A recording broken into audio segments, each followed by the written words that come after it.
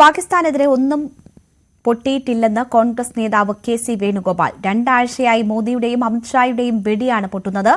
ആൺകുട്ടികൾ ഈ രാജ്യം ഭരിച്ചപ്പോൾ പാകിസ്ഥാനെ നിലയ്ക്ക് നിർത്തിയിട്ടുണ്ടെന്നും കെ.സി. വേണുഗോപാൽ പറഞ്ഞു. കഴിഞ്ഞ രണ്ടാഴ്ചയായിട്ട് ടി വി തുറക്കാൻ പറ്റില്ല. തുറന്ന് കുറഞ്ഞ വെടിപൊട്ടുന്ന ഒച്ചയാണ്. ഈ വെടിപൊട്ടുന്ന കേൾക്കുമ്പോൾ നമ്മൾ വിചാരിക്കും പാകിസ്ഥാനെതിരായിട്ടാണ് വെടിപൊട്ടിയത്. അല്ല, നരേന്ദ്രമോദിയുടെയും അമിത്ഷായുടെയും വെടിയാണ് പൊട്ടിക്കൊണ്ടേയിരിക്കുന്നു.